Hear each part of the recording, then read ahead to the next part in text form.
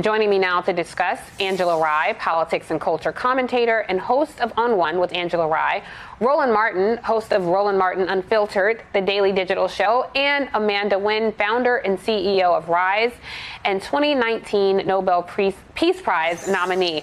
Roro, I want to come to you. You're on ground in Elizabeth City, North Carolina. Tell me what's happening there. Well, in about 3 minutes, Reverend Dr. William J. Barber is going to be leading a march from the Boys and Girls Club here over to the county courthouse, where they're going to have a rally. Leaders from all across North Carolina with the NAACP and church leaders are here.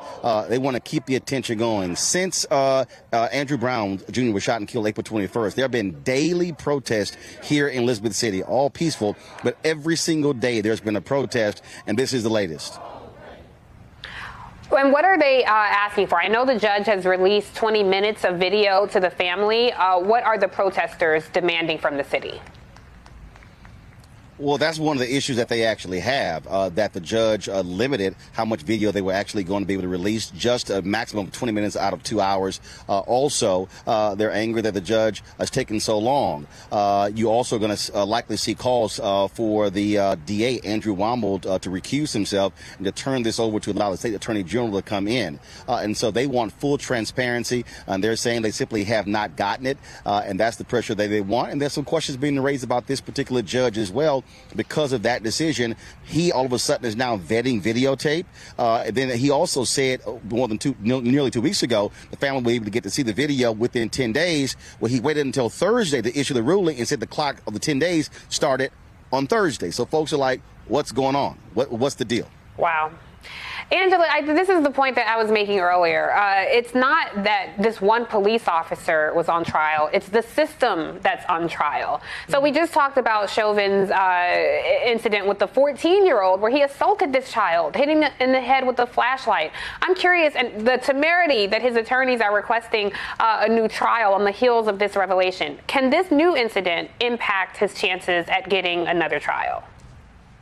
No, I think what we have to be clear about separating is the newest indictments are federal indictments under Section 242, which requires that that the prosecution proves that police officers acted with intent, willfully subjected someone to the deprivation of their rights. That's what's happening in both of those cases.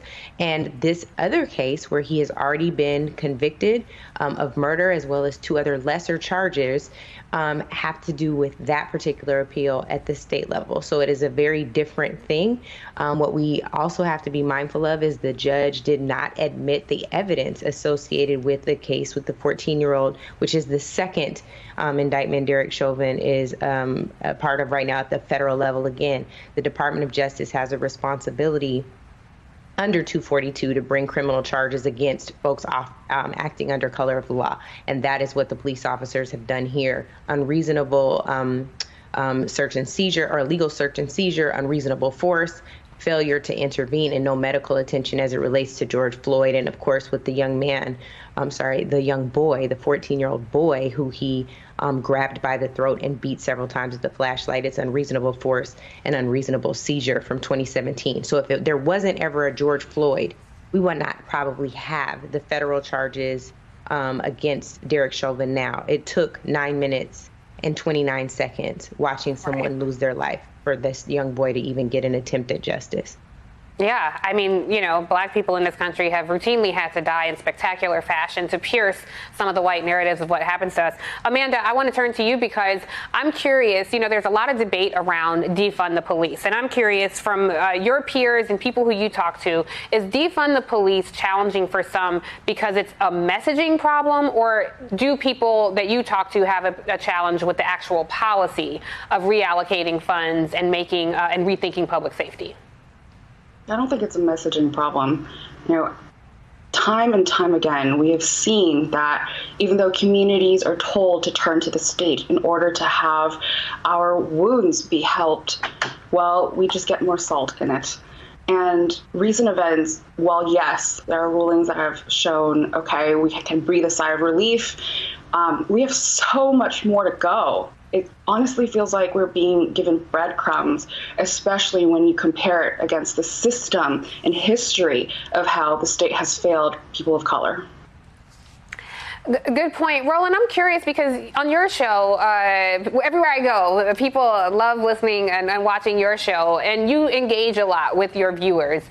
Do your viewers say that defund the police is a messaging problem or a policy problem? Because I have to say, I've heard from black people who don't understand the hashtag. They just see that and get nervous about it. What do people say to you about that whole message or message as a policy? I'll make two comparisons: defund the police and Obamacare. Here's what you have. When you have the opposition who then will turn it on you and then will attack and then will then spin it with their particular narrative, that's what you have. And so you have had individuals who've explained exactly what that means. The problem that we have to confront in the United States is that we don't want to deal with the reality that in many cities, 25, 30, 35, 40% of the entire city budget is on policing. We have used policing for everything. And so, to all the people, I hear James Carville out there, I've heard Congressman Jim Clyburn, I've heard other Democrats say, oh, defund the police is bad. Okay, gotcha. Give me a phrase then. Okay, exactly what is it? At the end of the day, people want to see the shifting of resources and getting away from a country where there's a complete focus on about the police. And so the folks who are out there protesting, they've explained what it means. They've explained what they want to see happen. But the resistance is other people doing it because they are afraid of the cops. The police have a powerful police unions. They have powerful narrative where people say, oh, my God, I need to be safe. But they don't want to give up the resources and shift it to social workers, shift it to mental folks with mental health. That's the fundamental problem in this country, how we look at policing. Angela, Roland makes a good point, and I want to shift us to Atlanta because in Atlanta, we found out Mayor Keisha Lance Bottoms announces she won't run for a second term, and I want you to take a listen to what she said.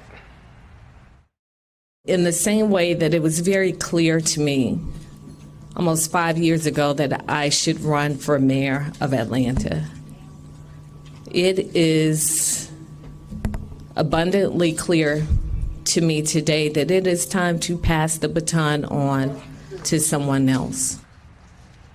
Now, this announcement comes on the heels of the officer who shot Rayshard Brooks has been allowed to go back on patrol duty. But she's been, pretty successful when it comes to fundraising, and she has a 68% approval rating. What do you think this is about? Because she didn't give any hint to what her political future looks like.